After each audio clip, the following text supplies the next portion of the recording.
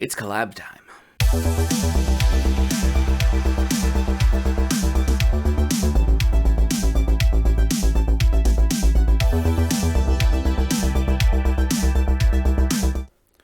All right, so that's what we are making today. And more specifically on this channel, we are going to be focusing on that sort of background retro 80s 3D landscape. But if you want to learn more about that main title in the sequence, you will have to head over to the Josh Haynes channel. Josh Haynes is another great creator that does a lot of stuff in DaVinci Resolve, but he also covers a much wider spectrum of production as well, covering a whole lot of just filmmaking in general. He has a lot of great specific breakdowns and gear reviews and a whole lot of other stuff. I highly recommend his channel for all of that, and in specific, I'm really excited to watch his video with the other part of this effect. This effect is very cool. I'm eager to get started. It will get pretty technical and you might have to follow pretty closely, but I think the effect in the end is worth it. Let's get started. And as always, we are starting here in DaVinci Resolve in the edit page. We're gonna make sure our effects library is open, come down to effects and drag the fusion composition right onto our timeline. And right at the start, I'm gonna select that, click Control D, and that will pull up this clip duration. And I'm just gonna change this from 5 seconds to 10 seconds. We change, it'll spread out, and then we can click this button to open the fusion page. And you'll see by default, the only thing we have down in our node tree here is a single media out. Whatever we do here in the fusion page will connect to that, it'll send it back to the edit page. And this effect is using the full 3D engine in the fusion page, so we're gonna come up here to Shape 3D, click that, and by default, that will be set on plane, which you can see over here in the inspector. And we can pull that up in either of our viewers with 1 or 2 by holding the middle mouse button and the right mouse button. We can pivot around that. The middle mouse button by itself sort of pans around like this. And the middle mouse button and the left mouse button will zoom us in and out. So right now we're going to take this shape, and right off the bat, we can click this button to make it a wireframe. And you'll see, hey, it's got a wireframes, and this division, you'll see we can crank that up, and all that's doing is just adding 3D detail. And we are actually going to go into subdivisions and crank this all the way up to 50. Up to 50! And also in our inspector, we're going to come over to transform, and on this X rotation, we're just going to bring that down to -90. And you'll see now it's just flat on this plane. And I increased this subdivision text because we're actually going to get really close to it. You'll see that when we're close to it, we want a lot of fine detail to control. And so coming out of this shape 3D, we are going to create a displace 3D node. And you're going to be shocked at how quickly this effect starts to come together. Now let me zoom out a little bit first, and let me try to walk through what we're going to be doing here. I am going to create a fast noise node, and I'll preview that here on 1, and you'll see that by default it is this kind of foggy texture, but if we play with these controls, we can pull up the contrast, the detail, you start to see a little more, and even the scale depending on what we want this to look like. And we're gonna plug this fast noise node right into this displace 3D node. And the displace 3D node is going to look at the image of the fast noise, and you'll see the darker images are actually transparent here. And it's gonna look at all the pixels and assign a value to those pixels from that transparent, a 0 there, to a 1 of where it is the brightest in frame. So as an area of this image gets brighter, it is going to push our 3D model more. So right now you see this general texture, and if I plug this right into the displace node, and then preview that displace node, you'll see this gets crazy very quickly. I'm gonna pull down the scale, so we can start to see what's going on and pivot around a bit. And it's pretty wild, but you can start to see some interesting things. On our fast noise, the brightest area of this image is this little dot right here. And you'll see if we look at this warp image, the highest point is right here, which correlates to that brightest part of the fast noise. And that's very cool, but now we can affect this fast noise to get the exact effect we want. You saw in the example, we want this to start on just sort of a flat, plain field and then ramp up into this mountain range. So what I'm gonna do is, with this fast noise selected, I'm gonna click this rectangle and add a mask to that. And you'll see that now if we preview that fast noise, since the noise is only happening where that mask is in the middle, that now we have this area and then it goes right into those mountains. And if we were to come in this rectangle and even soften those edges, then it would more naturally ramp into them, and you have this cool geometric landscape right off the bat. But what we want is to move this up towards the top of this frame, stretch it out, maybe soften it a bit more, and then you can really adjust this to the taste you want. I'm gonna push it a bit further so we have a bit longer to go. This looks even a little bit too organic for what I want. I want it to be more mechanical, more jagged. So I'm going to pull up this contrast and then maybe pull down the brightness and up the detail just a little bit. And then you'll see now, yeah, that's a pretty nice, that's what we're going for. That's really cool. And I'll maybe even push that back just a little more so we have a bit more in front of it now. That's looking really cool. But you will see one thing right off, because we changed this to wireframe, you can see right through it. So you can see the back face of all of these, and we don't want that. So what we're gonna do is actually create a solid that sits right underneath this wireframe so that you only see the front face of all these wireframes. And to do that, we're going to copy this shape and displace. We're going to go to Control C, and then we are going to go to Control Shift V, and that will create instanced copies of these nodes. Instancing in the Fusion page is very powerful. These are right now exact copies of the nodes, but we can go into any parameter in the inspector and choose to de-instance that parameter so it's a copy except for one parameter, so that we can adjust the look while keeping any animation or other ties it has similar, and we can adjust both copies at the same time if we don't de-instance any of those. Let me demonstrate. So right now we have this shape. So first I'm just going to create a merge 3D node and pipe both of these in. And then I can preview that node. And then with this other instance displaced down here, I'm gonna grab that same fast noise, plug into that as well. And then if I go into that instance shape, I can right click on that wireframe and go to de-instance. And then if I unclick that, you'll see that now we have a solid. And I'm gonna come into material, right click on any of these colors, de-instance color group, and I'm actually going to set this to black. I'm gonna drag down all of these. So now we have this black texture, which you can really see from this side is following the exact same distortion, exact same displace. But because of that, you can't see through any of these mountains. You're only ever seeing the front face. And because we are using this black texture for this solid underneath, I'm going to come up here to this circle right now that's showing us how we are previewing this 3D scene. I'm going to click this arrow and I'm going to go to lights or shadows. I'm going to go to the lights. And you'll see that this black surface we have underneath, it's giving us all these smooth edges. And we don't want that. We want nice jagged edges that will fit to this wireframe. So coming out of this displace node, I'm going to add a replace normals 3D. And you'll see that adjusts it a little bit, but what this really gives us control over is some built-in smoothing.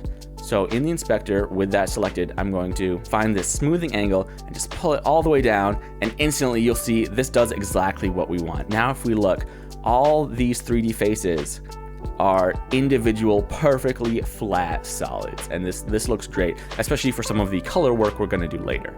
And just because I'm curious of what it would look like, I'm gonna come into this shape, go to transform, and because they are instants, we can do this.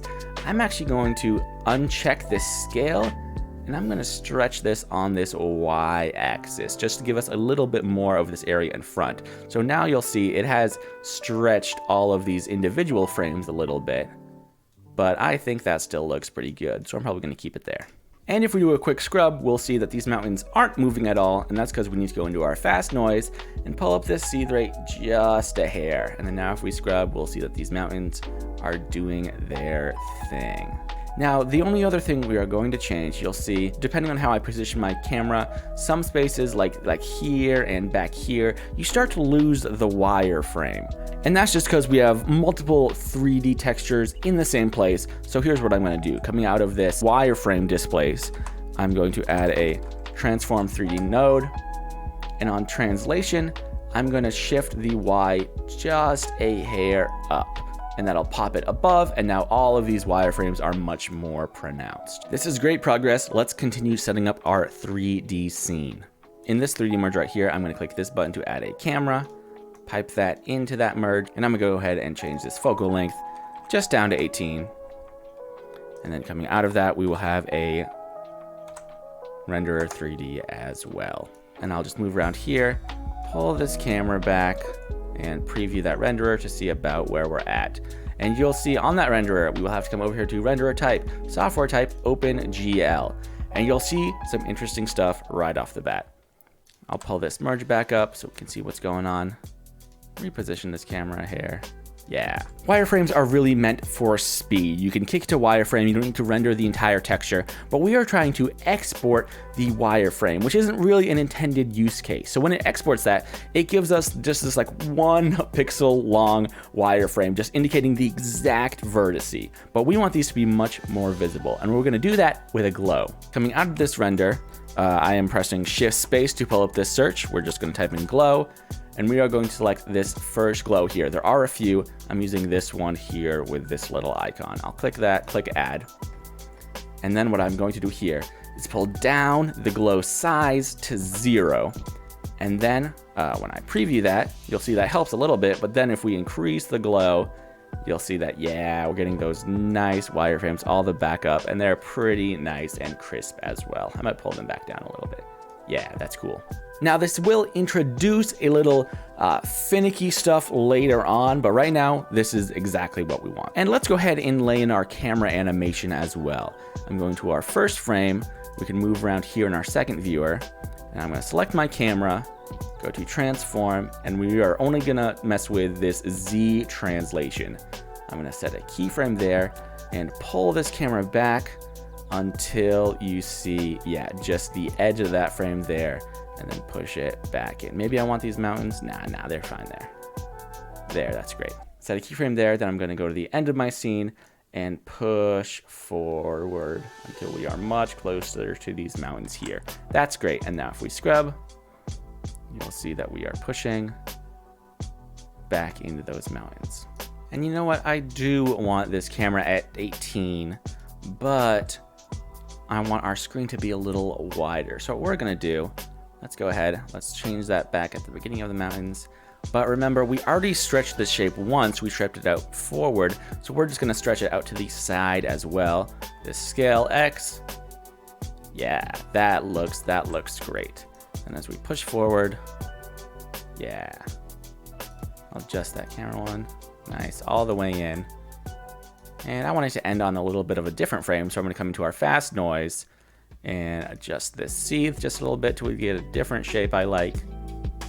Something like that, cool. And now if we just scrub this animation, you'll see we are pushing forward, the mountains are shifting, doing their thing. It's looking great. And this is really the heart of the effect. But now we can get into some interesting style choices. And that's gonna start with just going to this first shape 3D node, and we're going to color these lines. I'm gonna pull down red a fair bit, pull down green just a hair, till we get this nice, bright, electric blue. That looks very cool, but we are also going to add some 3D lights into the scene. And this will get interesting for a number of reasons. But first things first, we are going to go into our instance shape 3D node that is our black background here. We're going to come into controls, lighting, right click on affected by lights and go to de-instanced, because we do want that to stay on, but we have to go back to our first shape 3D node and we're going to turn that off. We're going to be adding 3D lights to the scene, but we only want those lights to show up on this black background underneath our wireframe. Coming into this merge 3D node, I'm gonna click this button and collect a spotlight, plug that right in, and then if we preview that, and then with that merge node, you'll see our light here right in the center. You can select that light, pull it up off to the side here.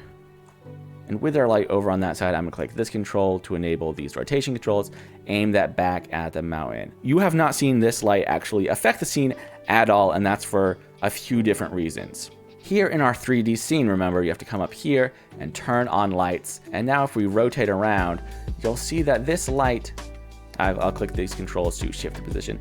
This light is shining into these mountains and is selectively bouncing off a few of these faces. I'll even change this position a little bit, pull it up more from a side, angle it down, maybe pull up the cone angle so it's a little larger. Yeah, and then you see that light shining in. And I'm gonna make this light a nice blue as well, maybe a little bit darker of a blue. But again, this is only in this 3D viewer, and if you want to see this in our render, you need to come to the renderer 3D and actually enable lighting here. But this is going to look bad, and I'll explain why, but I'm going to toggle this right on. Oh, it's not too bad, but you will see it's pretty bright where you're seeing it in these reflections. First, I'm just going to mess with this position a bit. Do we really get the look we want? We want this to be fairly visible. That's not too bad coverage-wise, just a few areas of flex here. But you will see that where it is bright, it is very bright. And that is because our main render, if we actually preview our render, you'll see that this has our wireframes as they were before, and now this light is shining only down here. But then we are going into that glow, remember, which is beefing up our wireframes, but also this reflection is really bright as well. So you can come back to our spotlight and just pull down intensity until that is just as subtle as you want. And here's a tip: if you just want a little bit more in your scene, you can actually come down to your instant shape 3D node. And remember, we disconnected all these color controls. But if you pull down exponent in the specular settings here, this will actually increase the area that will pick up this light.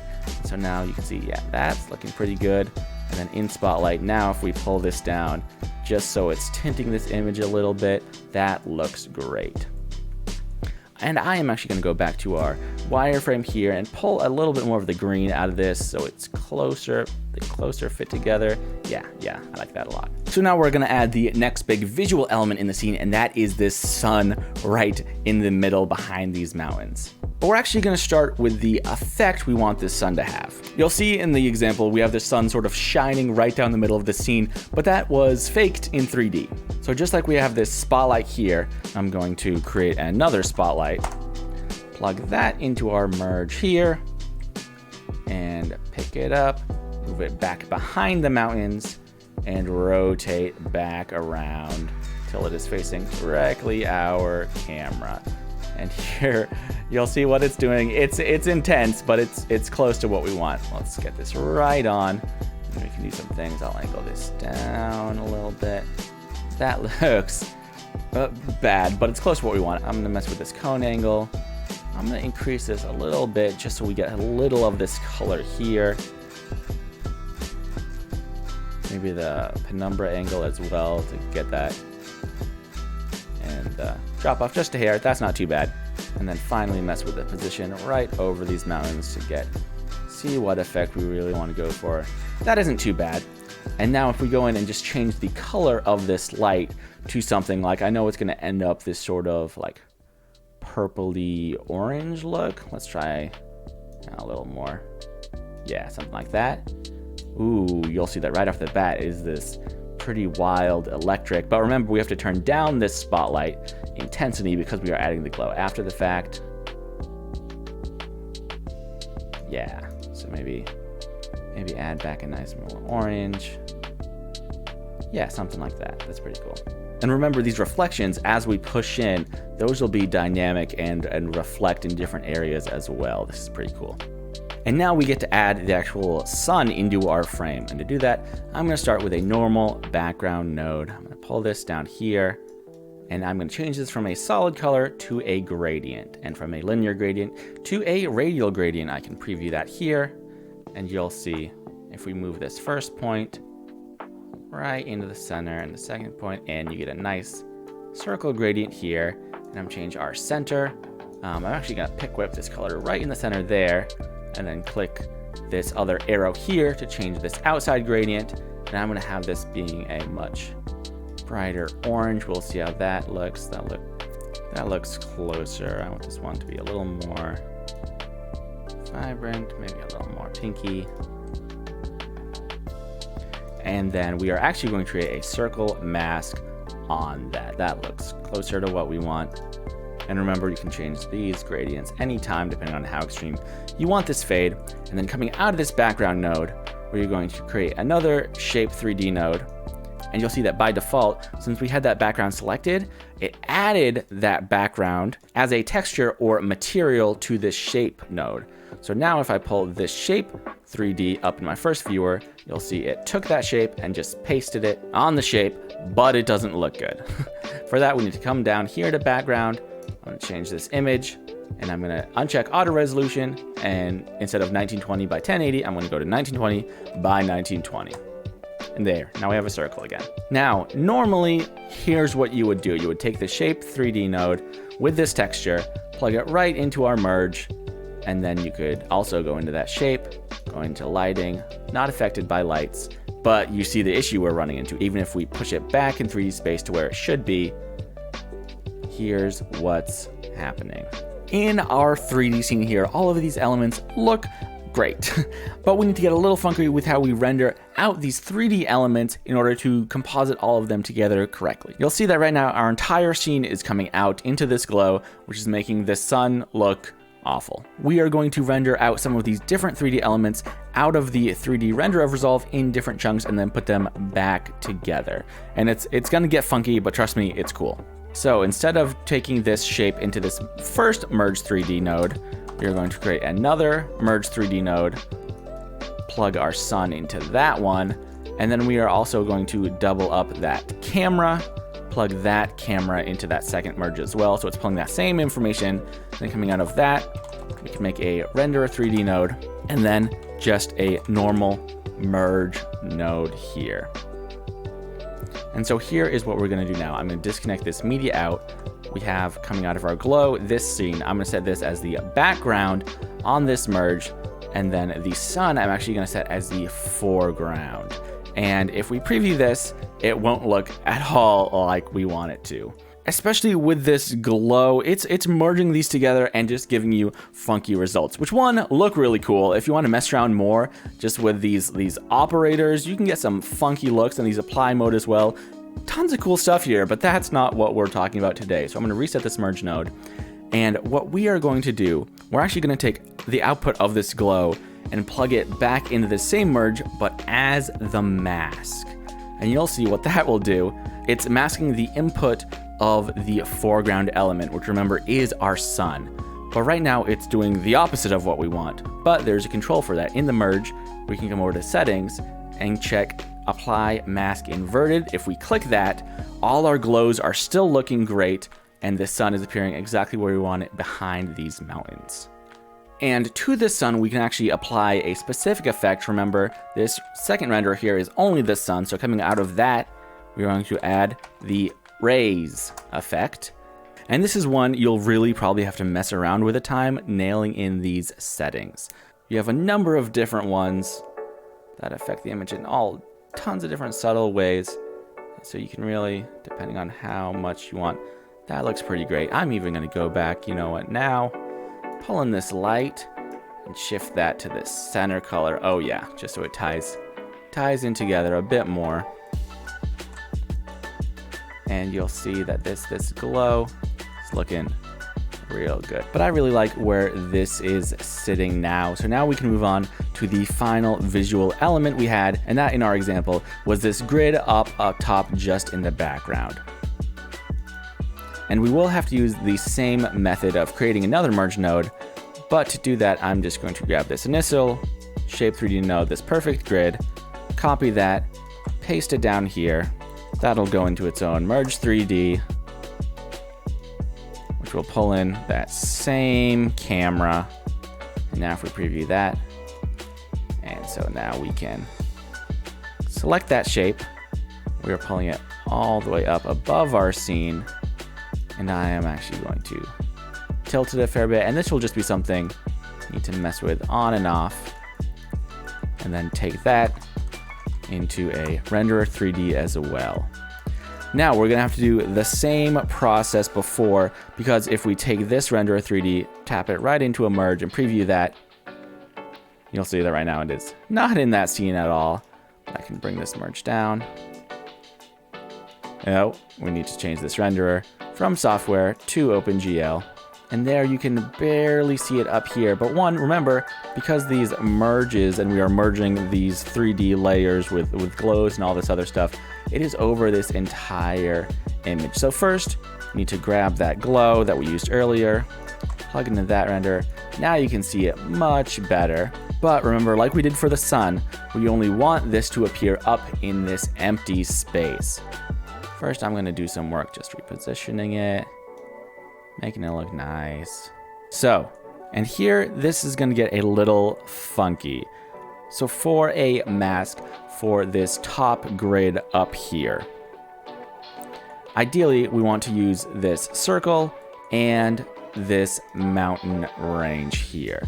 But we don't want to include this ray because as it fades out, that'll cause our grid to fade out as well. That'll be a little interesting. So what we're gonna do is actually create a merge, and it doesn't really matter what this merge looks like. So we're gonna grab that mountain layer and the sun layer, and if I preview that here, you'll see that it is real funky, but remember that doesn't matter. All that matters for this image is what is transparent and what isn't. So now if we take the output of this and plug it into this blue mask input on this final merge, and you'll see it's doing what it did before. It's only doing in that area, but we can come to settings, go to apply mask inverted, and there we have it now up in the sky. And I'm even gonna come into this glow and turn it down a bit so it isn't quite as vibrant. And to help all of this out, coming out of our final merge, I'm going to add a plain background, connect those so that it's just over a black backdrop, and we can finally reconnect that media out, and boom, we have our scene. Nice mountain reflections. We start way out here. Oop, you can see that way out here, that top grid is not in place, so I can go ahead, pull into a merge. I'm just gonna pull that forward a bit. Oh. Grab that shape. I'm gonna pull that up a bit. Yeah, that's great. And over time, we push in, we catch all these nice reflections, and it looks great. And last thing, I swear, I'm gonna come up to this camera move, open our spline viewer here, and check this Z offset, and here you can see this line which represents that camera push in. And all I'm gonna do is select that second keyframe and click F to flatten it out. That'll give us a nice ease into that final image. So let's hop back to the edit page and just let this cache, and then we'll see where we're at. And then once you are back on the edit page and you've let this cached, you can toss in some nice Stream Beats synthwave, and then you've got your final product.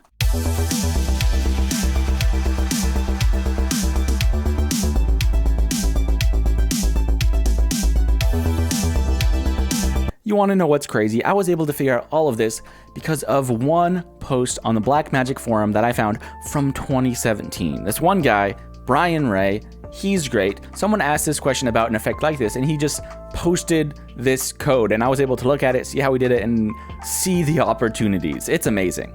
There is so much Fusion knowledge out there, and so much of it is just in these small hidden corners where people have been talking for years. And I am so excited to be able to bring this all out to you so you can start creating amazing things in this powerful software. As always, thank you so much for watching. Be sure you head over to Josh's channel to check out the partner video to this where he creates the dope title for the middle of this entire sequence. Also, do you love this sort of low poly effect? Because I had an idea for a product I might put together that is pretty exciting.